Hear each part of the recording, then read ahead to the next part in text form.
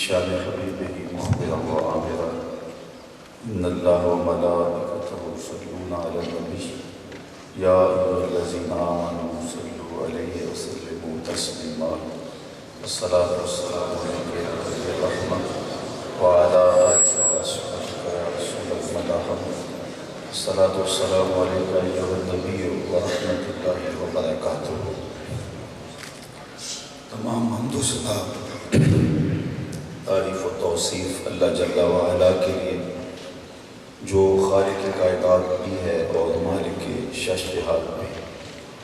اللہ جل وعلا کی حمد و ثنا کے بعد رسول رحمت، شفیع معظم، نبی محتشم، اللہ کے پیارے امت کے سہارے، رب کے محبوب، دانائے غیوب، مالک عقاب امم، فخر ارب و عجم، قالی کون و مکان، سجاہ لا مکان، سید انس و جان، سرور لالا رخا، نیر تاباں، سرنشین مہوشاں، ماہ خوباں، شہنشاہ حسینہ، تتمہ دوراں، سرخیل زہرہ جمالا، جلوہ صبح ازل، نور ذات لم یزل، باعث تکوین عالم، فخر آدم و بنی آدم، نیر بطحا، رازدار ما اوہا، شاہد ما طوا، صاحب علم نشرہ، معصوم آمنہ، احمد مجتبیٰ، حضرت محمد مصطفیٰ صلی اللہ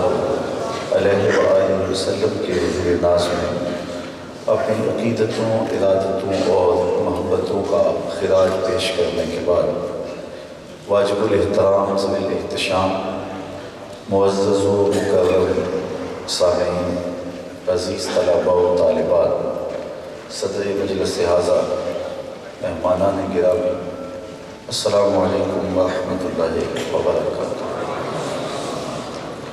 میں آج کی اس پروقار تقریب کے انعقاد پر آپ سب کو مبارکباد پیش کرتا ہوں، بالخصوص انتظامیہ کو کہ اللہ نے اپنی رحمتوں کا حصار دے اور بارگاہ رسالت مآب صلی اللہ علیہ وسلم میں پیش کی گئی اس حاضری کا ایک ایک لمحہ قبول فرمائے۔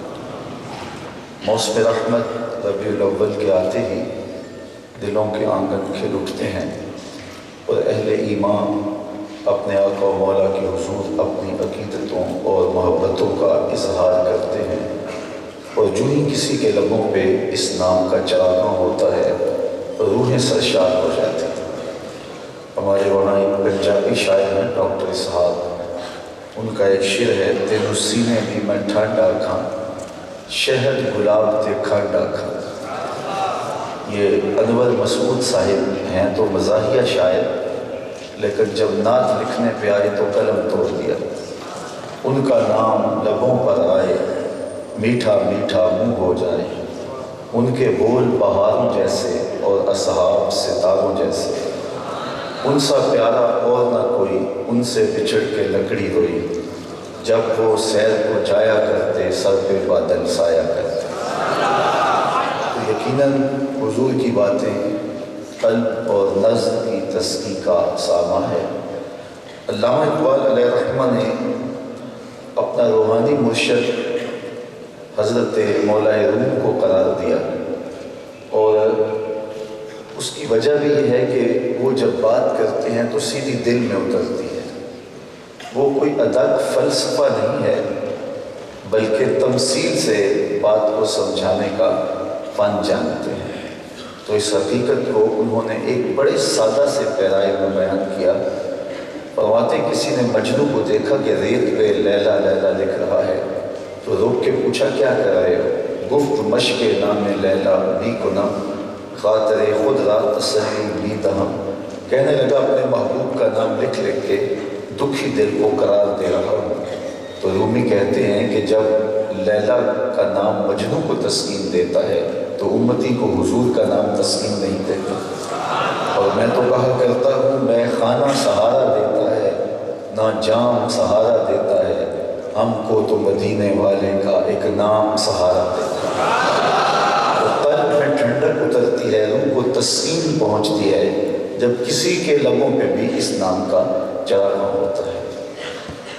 یہ ہماری منعقدہ مجالس نتیجہ خیز ہونی چاہیے، اور اس سے امت کی نشر اور نہضت کو حاصل کیا جا سکتا ہے، اور وہ تبھی ممکن ہے کہ ان کو بامقصد بنایا جائے اور ان کے پیغام کو پوری دیانتداری کے ساتھ لوگوں تک پہنچانے کی کوشش کی جائے۔ محض یہ رسمی اجتماعات بند کرنا رہ جائیں، بلکہ بامقصد مجالس کی صورت میں جب ہماری یہ محافل منعقد ہوں گی تو نتیجہ خیز ہوں گی، کیونکہ ہمیں اسلام نے جو تعلیم دی ہے وہ بنیادی نقطہ ہے اسلام کا کہ اپنے وقت کی قدر کی جائے۔ حضرت امام ابو بکر بن داسہ کہتے ہیں کہ میں امام ابو داود سے ملا اور انہیں اللہ کے رسول صلی اللہ علیہ وآلہ وسلم کی 5 لاکھ حدیثیں زبانی یاد تھیں۔ وہ فرماتے ہیں کہ میں نے 5 لاکھ احادیث رسول صلی اللہ علیہ وسلم کا خلاصہ تیار کیا تو میرے پاس رہ گئی 4000 حدیثیں۔ زہد، مناقب، فضائل، قصص اور پچھلی امتوں کے تذکروں پر مشتمل حدیثیں بھی میں نے الگ کر دیں، اور جن سے احکام شرعیہ ثابت ہوتے تھے میں نے ان احادیث کو الگ کیا تو میرے پاس رہ گئی صرف 800 حدیثیں۔ ان 800 احادیث رسول صلی اللہ علیہ وسلم کا ایک اور خلاصہ تیار کیا تو میرے پاس رہ گئی صرف 4 حدیثیں۔ ان 4 حدیثوں کے بارے میں وہ فرماتے ہیں یہ اساس الاسلام ہے، اسلام کی جڑ ہے، اسلام کی بنیاد ہے، اور ان میں سے ایک حدیث یہ ہے من حسن اسلام المرء ترکہ ما لا یعنی ہے، کسی شخص کے اسلام کا حسن یہ ہے کہ وہ ہر بے مقصد کام کو چھوڑ دے۔ تو جو بھی ہم کر رہے ہیں اس میں مکمل ہماری توجہ اس کی مقصدیت کی طرف۔ تو یہ جو ہمارے اجتماعات ہیں اس کے مقاصد پر جب نظر رکھیں گے اور ان مقاصد کے پیش نظر ان کو منعقد کریں گے تو پھر یقیناً اس کے نتائج حاصل ہوں گے۔ تو یہ ایک عنوان تو جو ہے وہ بہت طویل ہے، لیکن مجھے آج اس نشست میں جس موضوع پہ کچھ کہنے کی طرف حکم نامہ دیا گیا ہے اس پہ علامہ اقبال کے حوالے سے ایک 6 نکاتی فارمولہ ہے، اور اس کے ذریعے سے ہم اپنی نئی نسل کو ان محافل سے کیا فائدہ دے سکتے ہیں اور کس طرح اپنی نئی نسل کی تربیت کر سکتے ہیں۔ تو بڑا سادہ سا نسخہ ہے، چونکہ حضرت اقبال کو حکیم الامت کہتے ہیں، اور حکیم وہی ہوتا ہے جو مرض کی تشخیص بھی کرے پھر اس کا علاج بھی بتائے۔ تو اس مرض، اس امت کے امراض کیا ہیں اقبال نے یہ بھی بتایا، اور پھر اس کا علاج کیا ہے یہ بھی بتایا۔ تو اپنے ایک دوست کو خط میں لکھتے ہوئے انہوں نے 3 باتیں کہی تھیں کہ اگر تم چاہو کہ اپنی نئی نسل کی تربیت حضور علیہ السلام کی محبت میں کرنا چاہو تو اس کے لیے یہ 6 نکاتی فارمولہ ہے۔ بہت مشکل باتیں نہیں ہیں، بلکہ یہ ایک ایسا آسان لاحہ عمل ہے جس کو ہم آج سے ہی اپنے گھر میں شروع کر سکتے ہیں۔ حضرت اقبال نے کہا کہ سب سے پہلی بات، اگر آپ چاہیں کہ اپنی نسل کے سینے میں حضور کا پیار منتقل کریں تو اس کے زود اثر ذرائع 3 ہیں۔ سب سے پہلی بات، انہیں کثرت کے ساتھ حضور پہ درود پڑھنے کی ترغیب دیں۔ اس کا لازمی نتیجہ یہ ہوگا کہ ان کے سینے میں حضور کا پیار پیدا ہوگا۔ درود دل میں حب رسول کی پیدائش کا سبب ہے، اور یہ وہ کام ہے کہ جو ماں باپ بچپن میں اپنی اولاد کی تربیت کے لیے کر سکتے ہیں، چونکہ ہم اپنے ماں باپ سے حضور کی محبت سیکھتے ہیں۔ اقبال سے پوچھا گیا کہ تم نے حضور کا پیار سیکھا کہاں سے؟ اللہ اکبر، تو کتنے خوبصورت پیرائے انہوں نے بات کی۔ نام تو از پدر آموختم، حضور آپ کا نام میں نے اپنے باپ سے سیکھا تھا۔ تو یہ گھر کی دہلیز سے سیکھا جاتا ہے۔ تو اس کے لیے زود اثر ذریعہ یہ ہے کہ اپنی اولاد کو حضور علیہ السلام پر درود پڑھنے کی ترغیب دیں۔ درود پڑھنے والا بچہ باقی بچوں سے عادات کے لحاظ سے بھی ممتاز ہوتا ہے، اور یہ فطری صلاحیتوں کو جلا بخشتا ہے۔ درود پڑھنے والا اور درود نہ پڑھنے والا دونوں کی صلاحیتوں میں فرق ہوگا، اور یہ بات بھی ذہن میں رکھیں کہ یہ عصمت کے جوہر کا محافظ بھی ہے۔ دور موجود کے اندر اگر ہم چاہیں کہ نوجوانوں کی نظر میں حیا رہے اور خیالات میں تقدس رہے تو درود و سلام کا معمول بنائیں، تو اس کا لازمی نتیجہ یہ ہوگا کہ یہ دولت نصیب ہوگی۔ درود شریف پڑھنے کے من جملہ فوائد میں سے ایک فائدہ یہ بھی ہے کہ درود پڑھنے سے لہجے میں رس پیدا ہو جاتا ہے، لہجوں میں مٹھاس پیدا ہو جاتا ہے۔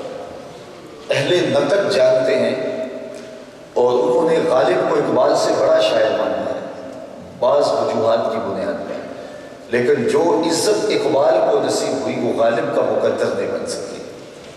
غالب بات کرنے میں جو کمال رکھتا ہے اور پھر جس عنوان سے بھی وہ بات کرے غالب غالب ہے۔ یہ مسائل تصوف کے یہ تیرا انداز بیاں غالب، ہم تجھے ولی سمجھتے اگر بادہ خال نہ ہوتا۔ یہ ان مسائل پہ گفتگو کرتا ہے جو لگتا ہے اس کا موضوع نہیں ہے، اور باقی جو اس کا موضوع ہے اس میں تو پھر وہ قلم توڑ دیتا ہے۔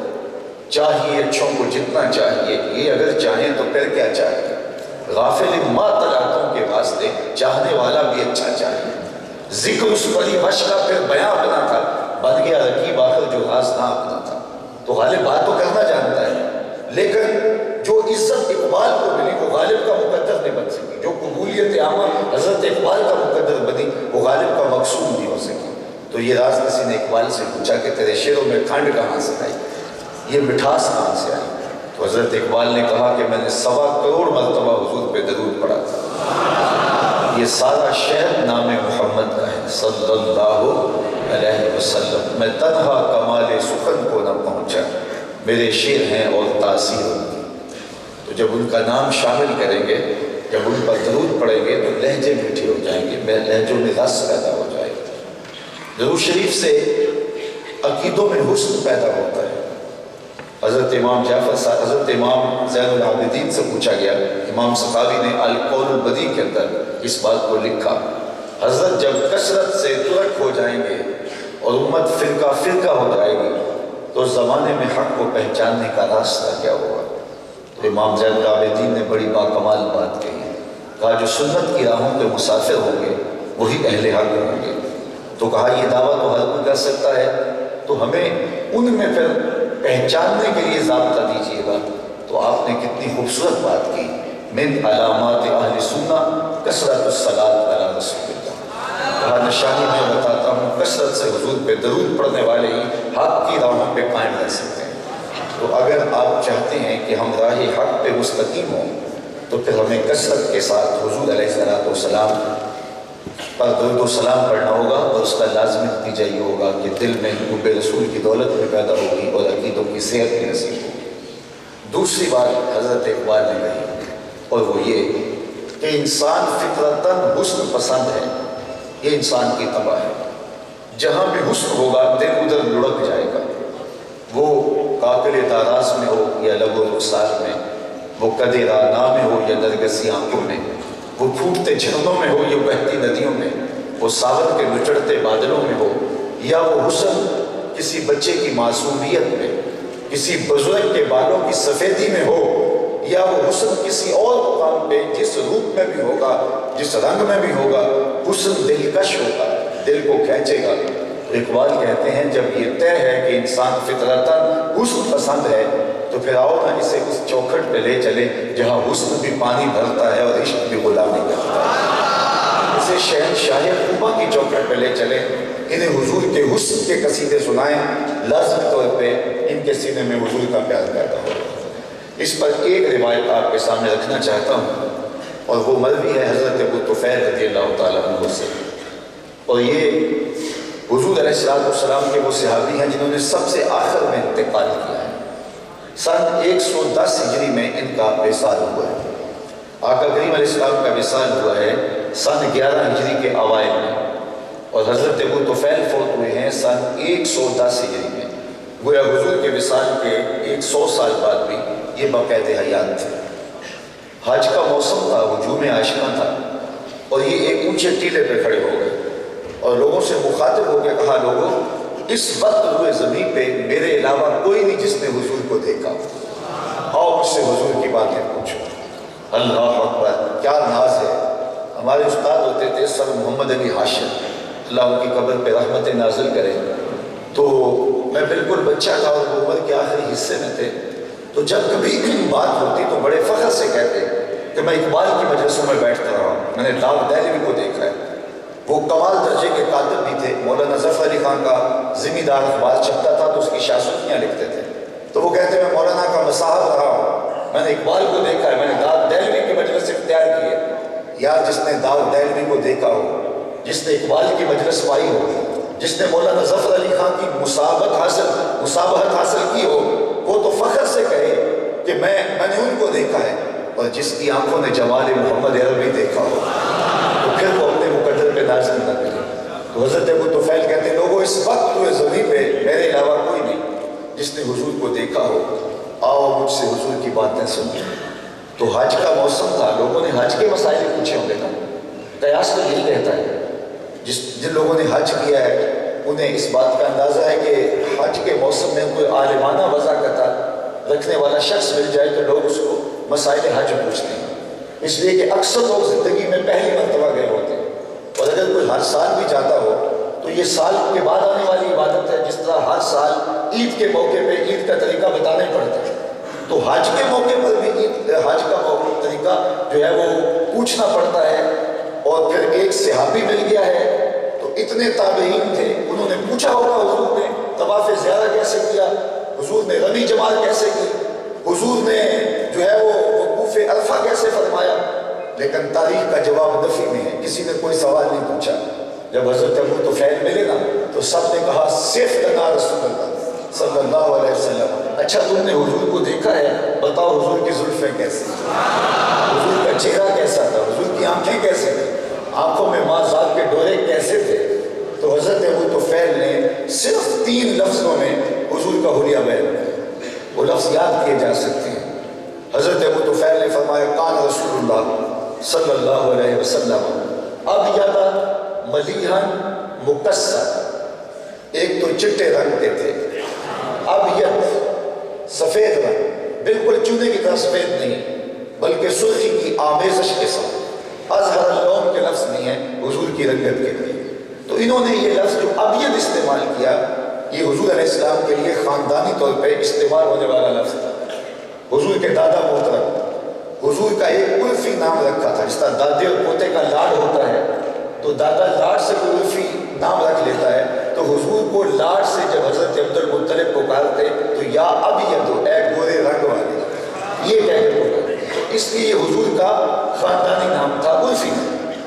جب حضور علیہ السلام کی عمر 8-9 سال ہو گئی تو قحط پڑ گیا مکے میں، اور جانوروں کی چھاتیاں بھی خشک ہو گئی، دودھ بھی میسر نہ تھا. تو لوگ حضور کے چچا جناب ابو طالب کے پاس آئے کہ آپ اولاد اسماعیل سے ہیں، اللہ کی بارگاہ میں آ کے دعا کریں کہ اللہ کوئی بارش کی صورت پیدا کرے. فرمایا تم سین حرم میں پہنچو میں بھی آتا ہوں. تو سارے لوگ سین حرم میں پہنچے تو حضور کو ساتھ لیا تو یہ بھی سین حرم میں پہنچ گئے. ابن عساکر نے اپنی تاریخ میں اس واقعہ کو لکھا ہے. اور پھر حضور کو کعبۃ اللہ کی دیوار کے ساتھ یوں کھڑا کیا کہ حضور کی پشت کعبہ کی دیوار سے مس ہو رہی تھی، اور ایسے ہاتھ پھیلا کے کہا مالک اس گوری رنگت والے کے صدقے نہیں ڈال دے. اور گھنگور گھٹائیں چھا گئی، لوگ ابھی گھروں کو نہیں پہنچے تھے کہ چھم چھم نہیں برسنے لگا. اللہ اکبر. تو حضور علیہ السلام پھر 40 سال کی عمر میں جا کے اعلان نبوت کیا اور قریش مخالف ہو گئے. اور آپ جانتے ہیں کہ سوشل بائیکاٹ بھی کیا گیا. 3 سال تک شام ابی طالب نے حضور اور حضور کا خاندان رہا.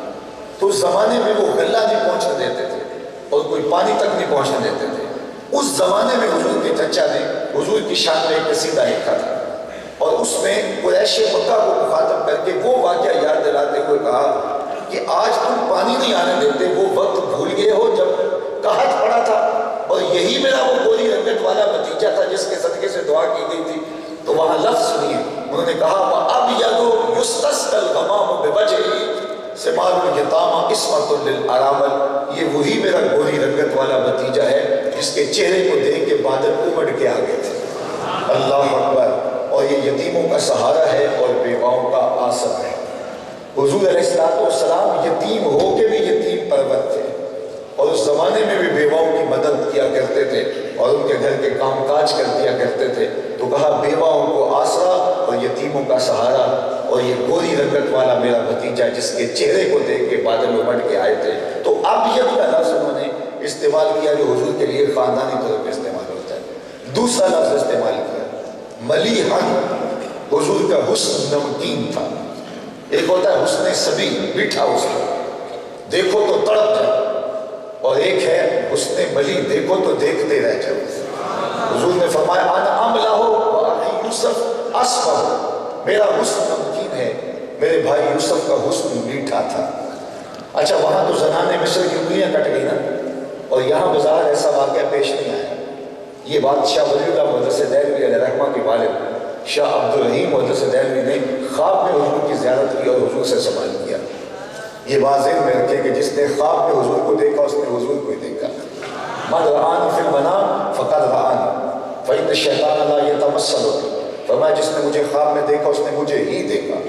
شیطان خواب کے اندر آ کر بھی میری مثل ہونے کا دعویٰ نہیں کر سکتا۔ دوسری بات، خواب میں اگر حضور کسی کو دکھائی دیں، حضور نظر آئیں، تو حضور اپنے قصد اور ارادے سے اسے نواز رہے ہوتے ہیں۔ میں آپ کے خواب میں آؤں، آپ میرے خواب میں آئیں، ہمارا اور جو ہے وہ آپ میرا اور آپ کا یہ قصد نہیں ہوتا، ارادہ نہیں ہوتا۔ لیکن حضور اگر کسی کے خواب میں جائیں بقصد با ارادہ جاتے ہیں۔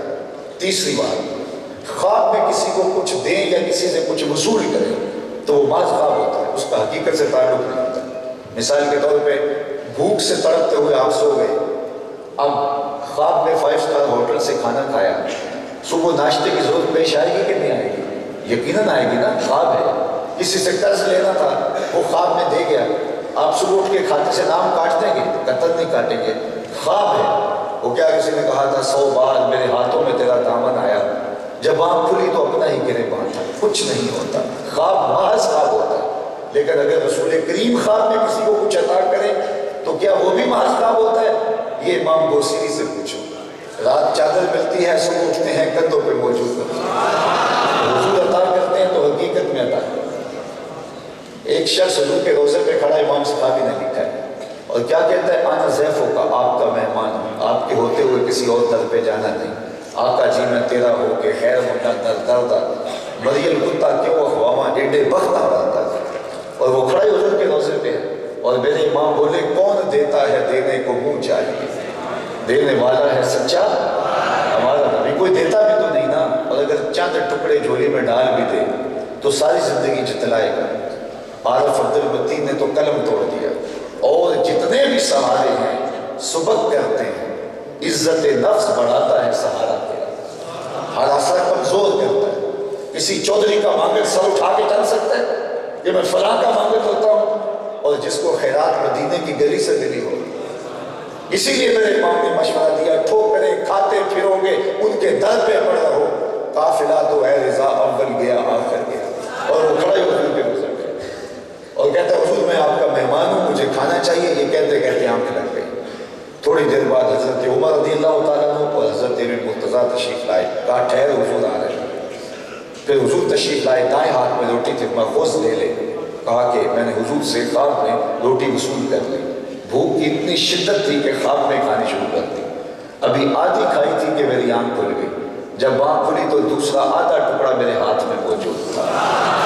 حضور اگر عطا کرتے ہیں تو حقیقت میں عطا کرتے ہیں۔ اور چوتھی بات سن لیجیے، اور یہ صحیح بخاری کی روایت ہے، میرے حضور نے فرمایا من رآنی فی المنام فسیرانی فی الیقظہ، جس نے مجھے خواب میں دیکھا ان قریب جاگتے بھی دیکھ لے گا۔ علماء نے کہا کہ ساری زندگی نہ بھی دیکھ سکا، جب سانس ٹوٹ رہی ہوگی رخ محبوب سامنے ہوگا۔ اور مجھے بتاؤ اس وقت اگر حضور کا دیدار مل گیا تو اور کیا چاہیے؟ سوکھا نکلے سا ضروری جے دیکھ لوا ملک تیرا، اللہ اکبر۔ تو شاہ ولی اللہ محدث دہلوی کے والد ہیں شاہ عبدالرحیم، وہ فرماتے ہیں میں نے خواب میں حضور کی زیارت کی اور حضور سے یہی سوال کیا۔ حضور آپ نے فرمایا انا املہ و اخی یوسف اصبح، میرا حسن نمکین ہے اور جناب یوسف علیہ السلام کا حسن میٹھا تھا، اور وہاں زنان مصر کی انگلیاں کٹ گئیں، اور یہاں کوئی ایسا واقعہ نہیں ہوا، تو اس کا سبب کیا ہے؟ جب یہ حسن ملی زیادہ پرکشش ہوتا ہے۔ تو آقا کریم نے جو شاہ ولی اللہ محدث دہلوی کے والد کو جواب دیا وہ سنیے۔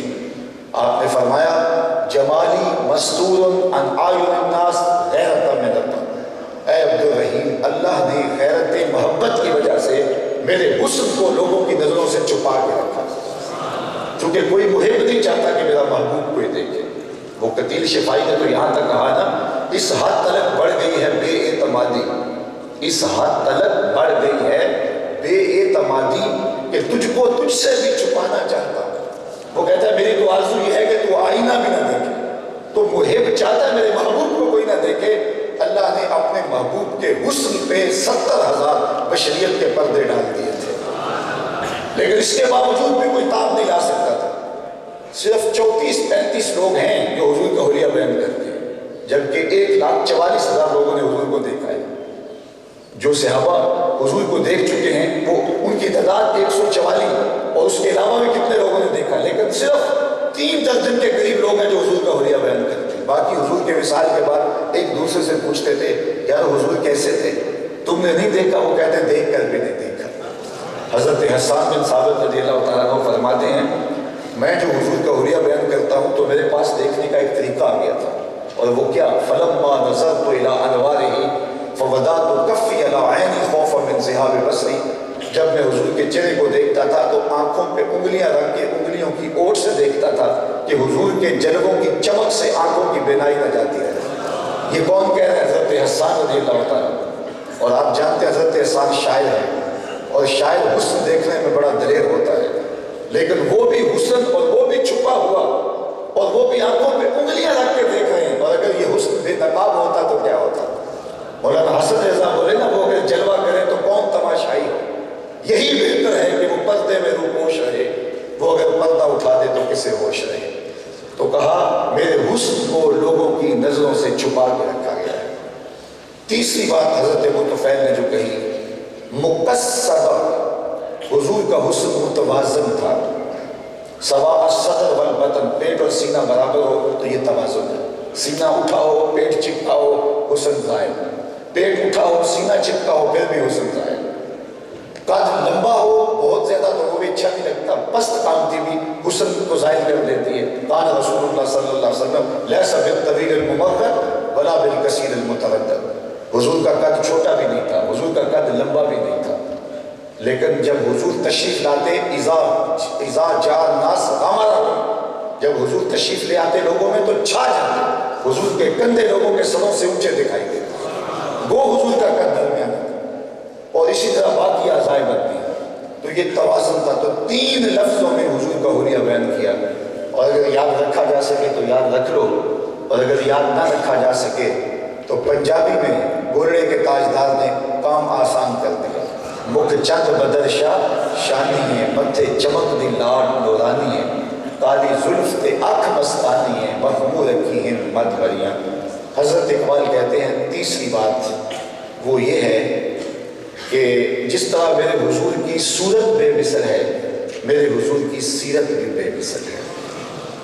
حضور کی سیرت کا نکھار جب سامنے آئے گا تو پھر باطن کی اور ظاہر کی تربیت ہوتی چلی جائے گی، اور یہ حب رسول کی نشت کا سبب و ذریعہ ہے۔ اب کسی شخص کی سیرت کا حقیقی رنگ کہاں دکھائی دیتا ہے؟ کوئی شخص گاہک سے ڈھیلے گچھی کر دیتا ہے تو کیا یہ کہا جا سکتا ہے کہ یہ بڑا خلیق ہے، یہ بہت زیادہ حسن اخلاق کا مالک ہے؟ گاہک سے اچھی بات کر لینا، ڈیلنگ ٹھیک کر لینا، یہ کاروباری مجبوری ہو سکتی ہے، ہو سکتا ہے اس کی حقیقی صورت یہ نہ ہو۔ دوستوں سے گپ شپ اچھی لگا لیتا ہے، معاملہ اچھے کر لیتا ہے معاملات، اس سے اس کی سیرت کا حقیقی جوہر پھٹ کے سامنے نہیں آتا۔ تو کیسے پتہ چلے گا کہ کسی شخص کا حقیقی روپ کہاں ہے؟ یہ معیار بھی میرے حضور نے دیا۔ خیرکم لأہلہ وأنا خیرکم لأہلی، فرمایا تم میں سے بہتر وہ ہے جو اپنے اہل خانہ کے ساتھ بہتر ہے، اور میں تم میں سب سے زیادہ اپنے اہل خانہ کے ساتھ بہتر ہوں، چونکہ وہاں جا کر کے انسان کا حقیقی چہرہ کھلتا ہے۔ کتنے لوگ ہوتے ہیں کہ وہ دور دور سے اچھے لگتے ہیں، لیکن جب ان کو اپنایا جائے تو وہ پھر پتہ چلتا ہے کہ وہ کس روپ میں۔ وہ کیا کسی نے کہا نا اس کے لہجے میں یوں تو برف تھی لیکن جو چھو کے دیکھا تو ہاتھ جل گئے۔ کتنے لوگ ہوتے ہیں کہ جب تک ان سے معاملت نہیں کی ہوتی، ان کے ساتھ سفر نہیں کیا ہوا ہوتا، ان سے رشتہ داری نہیں کی ہوتی، اتنی دیر تک کھلتے نہیں ہیں کہ وہ کیا ہے۔ تو تو کسی شخص کی سیرت کا حقیقی عکس دیکھنا ہو تو اس کے اندرون خانہ کے معاملات کو دیکھ کر کے سمجھا جا سکتا ہے۔ کتنے لوگ ہیں جو باہر بڑی ملائم گفتگو کرتے ہیں اور گھر آ کے فرعون بن جاتے ہیں۔ میرے حضور نے معیار دیا خیرکم لأہلہ، تم میں سے بہتر وہ ہے جو اپنے اہل خانہ کے ساتھ بہتر ہے، اور میں تم میں سب سے زیادہ اپنے اہل خانہ کے ساتھ بہتر ہوں۔ ام المومنین سیدہ عائشہ رضی اللہ تعالیٰ عنہ فرماتی ہیں کہ میں اب خورے میں پانی لے رہی تھی کہ حضور تشریف لے آئے، تو حضور نے مجھے دیکھا اور دور سے کہا حمیرہ کچھ پانی میرے لیے بھی چھوڑ دو۔ حضور لاڈ سے حضرت عائشہ رضی اللہ تعالیٰ عنہ کو حمیرہ کہا کرتے تھے۔ فرمایا کچھ پانی میرے لیے بھی چھوڑنا۔ فرماتی میں نے پانی چھوڑ دیا، حضور نے میرے ہاتھ سے آ کے آپ خورا لیا، پانی پینے لگے تو پھر رک گئے اور پھر مجھ سے مخاطبہ کرتے ہوئے فرمایا ذرا بتانا تم نے ہونٹ کہاں لگائے تھے، مجھے بتاؤ اگر شوہر کا رویہ یہ ہو تو گھر جنت کا ٹکڑا بنے گا یا نہیں بنے گا۔ حضرت خدیجہ الکبریٰ رضی اللہ تعالیٰ عنہ کا تذکرہ کرتے ام المومنین سیدہ عائشہ رضی اللہ تعالیٰ عنہ فرماتی کبھی مجھے کسی زوجہ پر رشک نہیں آیا تھا، لیکن جب ان کا تذکرہ کرتے تو اتنی محبت سے کرتے تو ایک دن مجھ سے رہا نہ گیا، میں نے کہہ دیا، میں نے کہا حضور آپ کو اللہ نے بہتر ازواج دے دی اور آپ اس عورت کا تذکرہ نہیں چھوڑتے بڑھاپے کی وجہ سے جس کے ہونٹوں کا رنگ بھی بدل گیا تھا۔ تو پھر حضور کے چہرے پہ جلال آیا، فرمایا عائشہ مجھے خدیجہ کے بارے تکلیف نہ دو، جب پورے مکے نے میرا انکار کیا تھا اس نے میرا اقرار کیا تھا، میں اس کا تذکرہ نہیں چھوڑ سکتا۔ یہ وفائیں ہوتی ہیں۔ اور جب حضرت خدیجہ الکبریٰ کا آخری وقت آیا تو حضرت خدیجہ الکبریٰ نے اپنی بیٹی سیدہ فاطمہ الزہرا سے کہا جاؤ اپنے باپ سے چادر رحمت مانگے، وہ حاضر خدمت ہوئی۔ تو حضور نے پوچھا کہ بیٹا اپنی ماں سے پوچھو چادر کرنی کیا ہے، تو وہ پوچھنے آئی تو حضور بھی پیچھے آ گئے۔ تو سیدہ خدیجہ کا بدن بخار سے تپ رہا تھا، تو آقا کریم علیہ السلام کی بارگاہ میں عرض گزار ہوئی حضور مجھے لگتا ہے یہ بخار جان لیوا ثابت ہوگا، میری آرزو یہ ہے کہ مجھے آپ چادر دے دیں تاکہ اس چادر سے مجھے کفن دیا جائے۔ اندھیروں میں بیٹھ کے عقیدے نہیں گھڑنے چاہیے، عقیدے وہ رکھنے چاہیے جو نبی کے گھر والوں کے۔ سیدہ خدیجہ کا عقیدہ یہ ہے حضور کے بدن سے چھوئی ہوئی چادر کفن کے لیے مل جائے تو بخشش کی ضمانت بن سکتی ہے۔ تو کہا حضور وہ چادر میں نے اس لیے مانگی ہے۔ تو حضور علیہ السلام کی چشمان اقدس سے آنسو نہیں پڑے اور فرمایا عائشہ خدیجہ تم نے چادر مانگی ہے، لو اردت جلدی لا آتیتک، اگر تم میری جلد بھی مانگتی وہ بھی پیش کرتے۔ ویسے مثال تو لاؤ۔ اللہ اکبر۔ ایک غیر مسلم نے اسلام قبول کیا تو اسے پوچھا گیا کہ اسلام کی کس قدر میں تجھے متاثر کیا ہے، تو وہ بولا سیرت کا صرف ایک واقعہ میری ہدایت کا سبب بن گیا۔ وہ کیا؟ کہا مجلس رسول لگی تھی، ہجوم عاشقاں تھا، ایک شخص نے عرض کی حضور میرا بیٹا گم ہو گیا ہے، کئی دنوں سے مل نہیں رہا، آپ دعا کیجئے کہ میرا بیٹا مل جائے۔ قبل اس سے کہ حضور کے ہاتھ اٹھتے اور اجابت کے سارے در کھل جاتے، مجلس میں موجود ایک شخص نے اٹھ کے کہا حضور میں ابھی فلاں باغ کے قریب سے گزر کے آیا ہوں اور میں نے بچوں کے ساتھ اس کے بیٹے کو کھیلتے ہوئے دیکھا ہے، میں اس کو شکل سے پہچانتا ہوں، تو وہاں فلاں باغ میں بچوں کے ساتھ اس کا بچہ میں نے کھیلتے دیکھا ہے۔ جب باپ نے سنا کہ میرا بیٹا فلاں باغ میں ہے تو اس نے دوڑ لگا دی۔ حضور علیہ السلام نے فرمایا اسے بلاؤ، بلایا گیا، کہا بہت جلدی ہے۔ جی حضور آپ جانتے ہیں ایک باپ کے جذبات کیا ہے۔ پھر ممتا کی ماری ہوئی ماں کئی دنوں سے تڑپ رہی ہے، اس نے نہ کچھ کھایا ہے نہ کچھ پیا ہے، میں چاہتا ہوں بہت جلد بچے کو ملوں، اپنی آنکھیں بھی ٹھنڈی کروں اور ممتا کی ماری ماں کے دل کو بھی قرار ملے۔ فرمایا ضرور جاؤ، تمہیں روکتا نہیں، تمہارے جذبات سے اچھی طرح آگاہ ہوں، لیکن تمہیں بلایا ہے تو اس کا بھی ایک مقصد تھا۔ جی حضور ارشاد فرمائیے۔ فرمایا جب باغ کنارے جاؤ اور بچوں کے ساتھ اپنے بیٹے کو کھیلتا ہوا دیکھو تو بیٹا بیٹا کہہ کے آواز نہ دینے لگ جانا، اس کا جو نام رکھا ہے اس نام سے پکارنا اور گھر لے جانا۔ عرض کی حضور میرا بیٹا ہے، اگر بیٹا کہہ کے پکاروں گا تو حرج بھی کیا ہے؟ فرمایا تم کئی دنوں سے بچھڑے ہو، تمہارے لہجے میں بلا کا رس ہوگا اور تم نہیں جانتے، ہو سکتا ہے کھیلنے والوں میں کوئی یتیم بھی کھیل رہا ہو، اور جب تم اپنے بیٹے کو بیٹا کہہ کے پکارو گے چونکہ تمہارے لہجے سے شہر ٹپک رہا ہوگا اور اتنے میٹھے انداز سے اور اتنے محبت بڑے پیرائے میں تم بیٹا کہو گے تو یتیم کا دل دکھ جائے گا۔ کہا یہ شوق گھر جا کے پورا کر لینا، لیکن بچے مشترک کھیل رہے ہوں تو اپنے بیٹے کو بھی بیٹا کہہ کے نہ پکارنا، یہ میرے رسول کا دیا ہوا دین ہے۔ یہ حضور کی سیرت کا انداز ہے.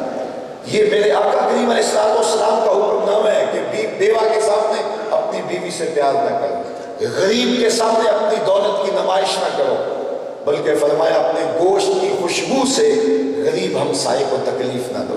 یا تو تھوڑا سا پانی زیادہ ڈالو اور شوربے کی ایک پیالی ہمسایوں کے گھر بھی بھیج دو.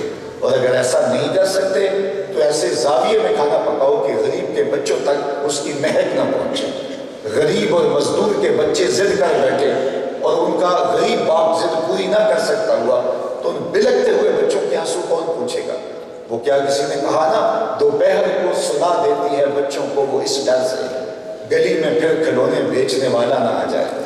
ان لوگوں کے درد بھی سمجھے جائیں. حضور علیہ السلام نے ہمیں جو لاہ امن دیا، لیکن ہم اپنے رویے سے، اپنے طرز زندگی سے لوگوں کے لیے اذیت بنے ہوئے. یہ ہمارے دیہاتوں میں ایک رسم پائی جاتی ہے، رسم وکالہ. اس میں ہوتا یہ ہے کہ جب کوئی شخص اپنی بیٹی کو رخصت کرتا ہے تو اس کے جہیز کو چارپائیوں کے اوپر بچھا دیتا ہے اور ایک خاتون جا کے پورے دیہات میں جا کے دعائی دیتی ہے کہ فلاں کا جہیز دیکھ جاؤ. میاں جہیز ایک تحفہ ہے اور تم نے اپنی بیٹی کو دیا ہے، تو لوگوں کو کیوں دکھلا رہے؟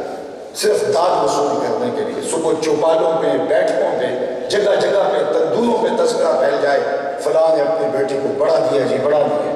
صبح واقعی تذکرے ہوئے، سیٹھ صاحب، خان صاحب، ملک صاحب کے تذکرے پوری بستی میں گھومتے رہے. لیکن یہ کسی نے بھی نہ دیکھا تمہاری بیٹی کا جہیز دیکھنے کے لیے یہ 3 بچیاں بھی آئیں، تمہاری بیٹی کا جہیز دیکھنے کے لیے اس مزدور کی بیٹیاں بھی آئیں بڑھاپے کی وجہ سے جس کے ہاتھ کانپتے ہیں، لیکن اس کے باوجود بھی وہ مزدوری والے اڈے میں جا کے بیٹھتا ہے اور اس کو بوڑھا سمجھ کے کوئی قبول بھی نہیں کرتا اور وہ للچائی ہوئی نظروں سے آنے والوں کو دیکھتا بھی ہے اور پھر یہ کہتا مجھے 10 روپے کم دے دینا، مجھے لے جاؤ. لیکن اسے سارے چھوڑ کے چلے جاتے ہیں اور وہ ہاتھ میں روٹی والا ڈبہ اٹھائے جب دوپہر کے قریب واپس گھر پلٹتا ہے. کوئی جانتا ہے اس کے قدم کتنے بوجھل ہوتے ہیں اور گھر کی دہلیز عبور کرنا اس کے لیے کتنی مشکل ہوتی ہے. اور تمہاری بیٹی کا جہیز دیکھنے کے لیے اس مزدور کی بیٹیاں بھی آئیں. تم نے تو داد وصول کر لی، لیکن جو زخم، جو کچوکے ان بیٹیوں کے کلیجے پہ لگے اس کا بداوا کس کے پاس ہے؟ تارا ٹوٹتا سب نے دیکھا، یہ نہ دیکھا ایک نے بھی، کس کی آنکھ سے آنسو ٹپکا، کس کا سہارا چھوٹ گیا. تو ہمارے معاشرے کے اندر بلکہ آج کل ایک اور رسم چلی اور وہ یہ کہ یہ ہمارے محافلات میں، ہمارے مجالس میلاد میں، سیرت النبی کے جلسوں میں اور مختلف عنوانات سے یہ جو پروگرام ہوتے ہیں وہاں جہیز فنڈ رکھا جاتا ہے. وہ پہلے عمرے کے ٹکٹ رکھے جاتے تھے اور اب 10 بچیوں کے لیے، 15 بچیوں کے لیے، 20 بچیوں کے لیے جہیز فنڈ ہوگا اور اس کی خدا اندازی کی جائے گی. میں ایک جگہ پہ گیا تو مجھے انہوں نے کہا جی یہ پردے میں کوئی 2000 بچیاں بیٹھی ہیں اور 16 پرچیاں آپ نکالیں گے جہیز فنڈ کی. ان کا خیال یہ تھا کہ یہ 10 منٹ اس پہ تبصرہ کریں گے اور ہمیں جو ہے وہ اس پہ داد دیں گے. تو میں نے کہا یہ تم نے زیادتی کی ہے، میں نے کہا یہ تم نے ظلم کیا ہے. تمہارے پاس 5 آدمیوں کا کھانا کھلانے کی گنجائش ہے تو 20 آدمیوں کو کیوں بلاتے ہو کہ 5 کو بٹھا کے کھلاؤ اور 15 کہو گے بس آپ کو معذرت، تمہیں بلایا کیوں تھا؟ تم اگر 16 بچوں کی شادی کر سکتے ہو تو رات کی تاریکی میں ان کے گھروں میں جا کر ان کے ماں باپ کو وہ خدمت پیش کر دو. تم نے 2000 بچوں کو بلایا ہے اور ہر پرچی کے ساتھ 2000 بچیوں کا دل دھڑکے گا کہ شاید میری قسمت جان پڑے.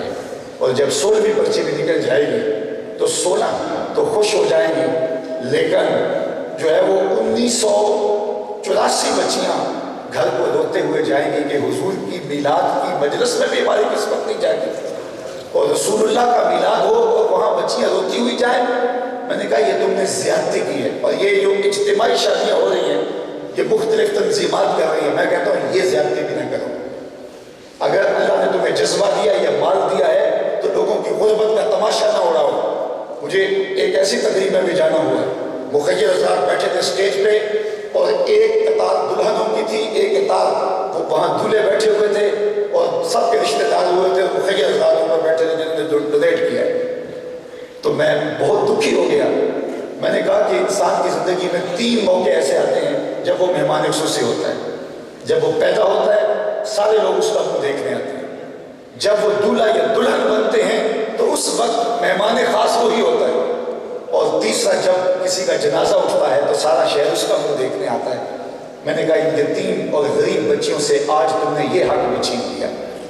آج مہمان خصوصی تم ہو اور ان کی غربت کا احساس دلاتے ہوئے تم نے ان کو نیچے بٹھایا اور ان کے سارے رشتے داروں کو تم نے بتایا کہ یہ غریب بچیاں ہیں اور ان کی ہم شادی کر رہے ہیں، اور تم ان غریبوں کی غربت کا تماشا اڑا رہے ہو اور اپنے نفس کی تسکین کے لیے لگے ہوئے ہو. تم نے دھوکہ کیا، ان سے زیادتی کی ہے. اگر تمہارے دل کے اندر کوئی جذبہ ہوتا تو تم رات کی تاریکی میں ان کے گھروں میں جا کر کے ان کے والدین کو کہتے کہ یہ ہماری طرف سے ہے، اور وہ اپنے گھر سے عزت سے اپنی بیٹی کو اٹھاتے. عرش کا رحمان کتنا راضی ہوتا اور آمنہ کا لال کتنا راضی ہوتا. لیکن برا کرے نمائش کا. وہ ایک اخبار میں تصویر چھپی تھی کہ ایک غریب بیوہ کو عید پیکٹ دے رہے ہیں، 15 لوگوں کے ساتھ تصویریں تھیں. انہوں نے سب کو وہ اس توڑے کو ہاتھ لگایا ہوا ہے ایک غریب عورت کو دے رہے ہیں، اور قطار کے اندر جو ہے وہ خواتین کھڑی ہیں. میں کہتا ہوں یہ کیا تماشا تم نے لگایا ہے؟ دن پھرتے رہتے ہیں. سیٹھ صاحب، اگر تمہاری بیٹی کو، تمہاری بیوہ کو، تمہاری بہن کو اس قطار میں کھڑا ہونا پڑے تو بتاؤ تمہارا روح سکون کیا ہوگا، تمہارا مزاج کیا ہوگا؟ تو میرے حضور نے تو یہاں تک فرمایا کہ یتیم کے سامنے اپنے بیٹے کو بھی بیٹا کہہ کے نہیں پکارنا، اس کا نام لے کے پکارنا. تو اگر ہم اپنے آقا و مولا کی سیرت خضرہ بنائیں تو اس امت کی تربیت ہو سکتی ہے. کائنات میں ایسی روشن سیرت کسی کی نہیں ہے جیسی روشن سیرت آمنہ کے لال کی ہے. تو اپنی زندگیوں میں حضور علیہ السلام کی سیرت کو داخل کرو اور حضور علیہ السلام کا مزاج زندگی اس کو اختیار کرو. میں نوجوانوں سے کہوں گا، کیا بھیک مانگنے سے بدتر جہیز مانگنا نہیں ہے؟ بھیک امیر سے مانگی جاتی ہے، غریب سے نہیں مانگی جاتی، اور اس کے لیے منتخب کیا جاتا ہے کہ اس سے بھیک مانگو جو کم از کم گنجائش رکھتا ہے. لیکن بھیک جو ہے وہ جہیز یہ غریب سے بھی مانگا جاتا ہے. تو اس سے بڑا بدتر فعل کیا ہوگا؟ لیکن ہمارے معاشرے کے اندر جو ہے وہ میں پڑھ گیا ہوں، مجھے کوئی اعزاز مل گیا ہے، میں منصب دار بن گیا ہوں اور اس کے ساتھ ہی فرعون بن کے بیٹھ گیا، اور میں لوگوں کی بیٹیوں کے عوض جو ہے وہ اتنا کچھ جہیز کا مطالبہ کرنے بیٹھ گیا ہوں. نوجوان عزم کریں، ارادہ کریں کہ اللہ نے ہمیں صلاحیت دی ہے، جوانی دی ہے، ہم اپنے ہاتھ سے کمائیں گے اور کسی کے لیے بوجھ نہیں بنیں گے. رسول کریم صلی اللہ علیہ وسلم کا دیا ہوا دین آسان دین ہے، اور ہم نے اس معاشرے کو جہنم زال معاشرہ بنایا ہے. پوری دنیا کے اوپر ایسا کہیں نہیں ہوتا، اور ہمارے ہاں یہ جو کچھ ہو رہا ہے اس کے نتائج آج معاشرہ کتنی اذیت سے گزر رہا ہے. اور ایک آدمی ساری عمر جس کی 4 بیٹیاں ہیں وہ کماتا رہتا ہے اور لوگوں کے گھر بھرتا رہتا ہے، اور پھر بیٹی اس کے باوجود بھی جا کے سسرال میں خوش نہیں ہوتی ہے. تو اس تماشے کو ختم ہونا چاہیے. ہمیں حضور کی سیرت کو خضرہ بنانا چاہیے. مذہبی اجتماعات ہوں یا ہماری جو ہے وہ ہمارے دیگر جو ہے وہ امور دنیا کے معاملات، اس میں حضور علیہ السلام کی سیرت کا پرچار کرنا اور اس کا حقیقی عکس اور حقیقی چہرہ پیش کرنا یہ ہماری ذمہ داری ہے. اور آقا کریم کی سیرت جب نسل نو کے سینے میں اتار دی جائے گی تو پھر اس کا لازمی نتیجہ حضور علیہ السلام کی محبت کی صورت میں برآمد ہوگا اور سادہ سیرت سے پیار پیدا ہوگا. یہ عنوان تو طویل تھا، اور ایک بات اور عرض کرنا چاہوں گا، اور وہ یہ کہ حضور کی محبت کی نشت کا ایک چوتھا سبب یہ ہے کہ حضور کے فضائل و مناقب بیان کیے جائیں اور حضور کی عظمتوں کے باب کھولے جائیں. میں کہتا ہوں اب اس سلسلے کو ختم ہونا چاہیے کہ ہم مساجد کے اندر یہ بحث کر رہے ہوں کہ نبی کا علم کتنا تھا اور ترازو گاڑ کے توڑ رہے ہیں. انسان کہاں پہنچ گیا؟ آج جدید ٹیکنالوجی سے تو یہ بھی ممکن ہے کہ پہاڑوں کی رگوں میں سونا کہاں ہے یہ دیکھا جا سکتا ہے، زمین کی تہوں سے کہاں سے تیل گزر رہا ہے یہ دیکھا جا سکتا ہے. اور اس بحث کو چھوڑنا چاہیے کہ نبی دیوار کے پیچھے جانتا ہے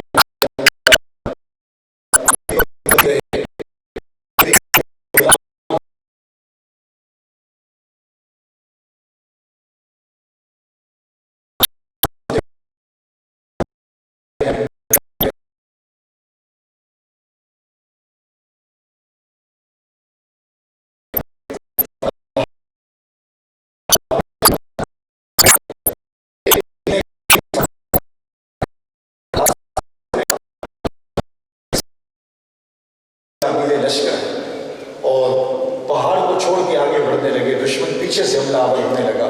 حضرت عمر مسجد نبوی سے آواز دیتے ہیں یا ساریہ الجبل، اے ساریہ پہاڑ چھوڑ دے، پہاڑ کو نہ چھوڑنا. یہ شان ہے خدمت گاروں کی، سرکار کا عالم کیا ہے.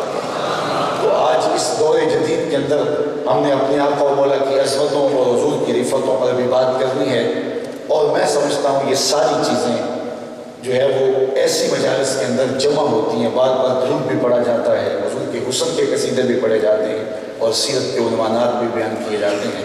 اگر ان مجالس کو ہم مؤثر بنا لیں، بامقصد بنا لیں، اور جتنی مجالس ہو رہی ہے یہ اگر تربیتی بن جائیں، گلی گلی محلے محلے ہو رہی ہے، یہ تربیتی رنگ کے اندر ڈھل جائیں تو ایک امت کی نہضت ہو سکتی ہے اور حضور علیہ السلام کی امت ایک خوبصورت سانچے میں اور سیرت کے ایک خوبصورت پیرائے میں ڈھل سکتی ہے.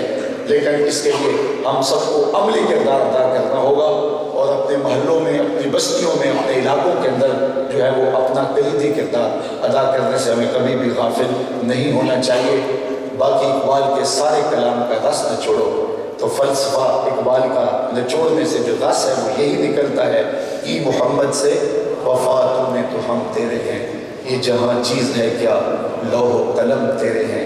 اقبال کہتا ہے حضور سے وفا کر دو، پھر قلم بھی تمہیں دے دیں گے، تختی بھی تمہیں دے دیں گے، پھر جو لکھنا ہوا لکھ لینا، تیری تقدیر کا فیصلہ کہیں اور نہیں ہوگا بلکہ خدا بندے سے خود پوچھے گا بتا تیری رضا کیا ہے. لیکن شرط یہ ہے کہ وفا کا رشتہ رسول کریم کے ساتھ مستحکم ہونا چاہیے. میں ایک بار پھر اپنے اطراف میں بیٹھے ہوئے عالی مرتبہ مہمانان گرامی، میزبانان محترم اور آپ سب کا شکریہ ادا کرتا ہوں کہ وہ کیا کسی نے کہا تھا کہ آواز کا حسن تو دن چار رہے گا، یہ عشق میرے نعت سناتے ہی رہیں گے. تو میں گلے کی خرابی کے باوجود تسلسل سے بولنے کی کوشش میں لگا رہا. میرا خیال یہ تھا کہ اسد بلال عند اللہ اشہد، بلال کی اسحد بھی قبول ہوتی ہے اگر جذبے پیچھے کار فرما ہوں. تو یقیناً میری باتیں آپ تک پہنچ گئی ہوں گی اور جو میں کہنا چاہ رہا ہوں ہو سکتا ہے میرے پاس الفاظ کا اتنا ذخیرہ نہیں تھا کہ وہ پوری طرح سے میں وہ آپ تک نہیں پہنچا سکا ہوں گا، لیکن میرے جذبے آپ کے دلوں تک ضرور پہنچے ہوں گے. اللہ آپ سب کا آنا قبول فرمائے اور ہم سب کو اپنی رحمتوں کے حصار میں رکھے.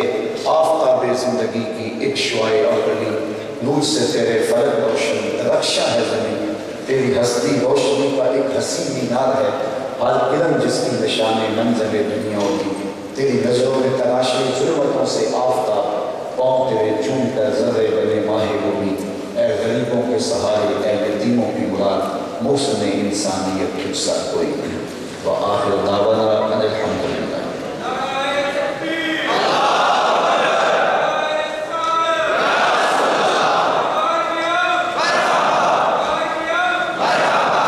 تمام احباب ابھی اپنی نشستوں پہ تشریف رکھیں.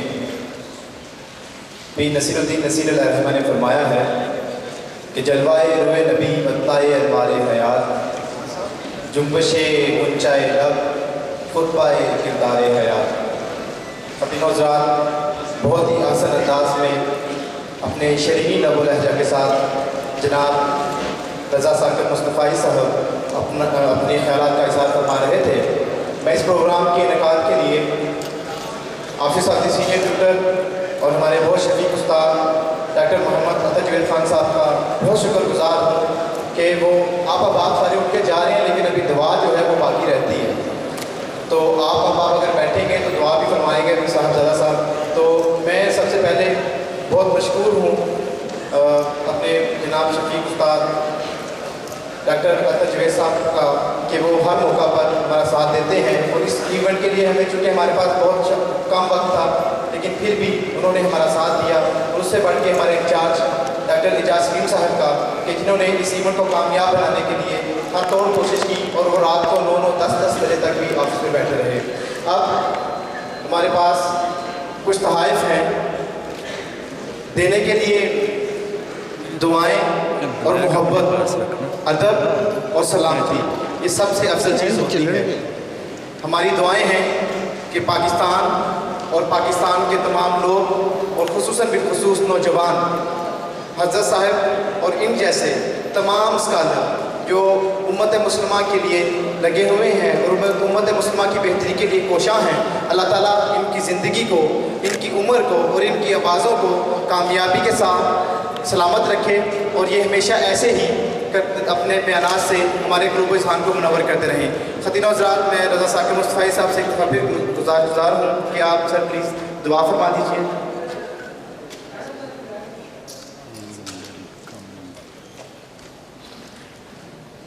سر پلیز دعا فرما دیجیے۔ الحمدللہ رب العالمین والصلاة والسلام علی اشرف الانبیاء والمرسلین۔ مالک اٹھے ہوئے ہاتھ کبھی خالی نہ موڑنا، پھیلی ہوئی جولیاں رحمتوں سے بھر دینا، من میں چراغاں کرنا، باطن میں روشنیاں ڈالنا، ہمارے ظاہر باطن کی پاکیزگی کے سامان کرنا، اٹھے ہوئے ہاتھ اور پھیلی ہوئی جولیاں اپنی رحمات سے بھر دینا، کرم نوازیوں کا نور عطا کر دینا۔ اے اللہ، ہمارے تن بھی اجڑے، ہمارے من بھی اجڑے کر دینا، اپنے محبوب کی غلامی اور اپنی عظمت نصیب فرمانا، اپنی خشیت نصیب کر دینا، میرے وطن کی خیر کرنا، میرے ملک کو امن کے اجالے دینا، یہاں دہشت گردی کے سلط کے علاوہ ٹھنڈے کر کے امن کی بہاریں پیدا کرنا، جو لشکر اور صفار اس ملک کی تقدیر سے کھیلنا چاہ رہے ہیں، ان اشرار کی شر سے اس وطن کو محفوظ کرنا، آپ فوج کو ضرب عزت میں کامل اکمل اور مکمل کامیابی عطا فرما۔ اے اللہ، پوری دنیا کے مسلمانوں کو کھویا ہوا وقار دینا، اے اللہ کشمیر کے مسلمانوں کی مدد فرمانا، افغانستان کے مسلمانوں کی مدد کرنا، عراق کے مسلمانوں کی نصرت فرمانا، اے اللہ برما کے مظلوموں کی مدد فرمانا، اس آسمان تلے ان کا کوئی نہیں ہے، اللہ ان کی کھالیں ادھیڑی جا رہی ہیں، ان کو کاٹا جا رہا ہے، اے اللہ ان کی مدد اور نصرت فرمانا، فلسطین کے لوگوں کی مدد فرمانا، امت کو کھویا ہوا وقار دینا، عظمت باری نہ دینا، رفت رفتہ بخشنا، بھٹکے ہوئے آہ کو پھر سوئے حرم لے چل، اس شہر کے خوگر کو پھر وسعت صحرا دے، میں بلبل نالاں اس اجڑے گلستان کا، تاثیر کا سائل ہوں محتاج کو داتا دے۔ اللہم اید الاسلام والمسلمین، اللہم اعز الاسلام والمسلمین، اللہم اغفر ذنوبنا واستر عیوبنا وقلب قلوبنا ونور قبورنا وسہل مرادنا ویسر امورنا، اللہم اغفر لنا ولوالدینا ولمشائخنا ولاساتذتنا ولتلامذتنا ولمن له حق علینا ولجمیع امت سید الانبیاء والمرسلین، وصلی اللہ تعالی علی النبی الامین وعلی آلہ واصحابہ اجمعین برحمتک یا اللہ۔ اب میں ملتمس ہوں doctor Muhammad Tajweed Khan, senior doctor university of agriculture Faisalabad سے، کہ وہ صاحبزادہ صاحب کو ہماری طرف سے ایک یادگاری تحفہ پیش کریں۔ ڈاکٹر صاحب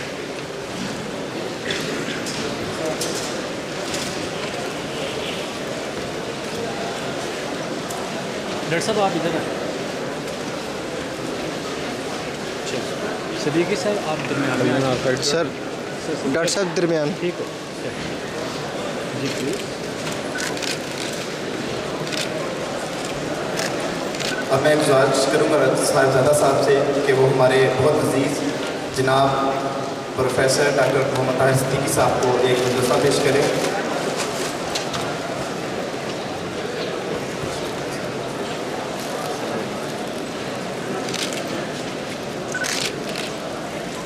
ایک گلدستہ ہمارے انتہائی شفیق استاد جناب ڈاکٹر محمد تجوید خان صاحب کے لیے۔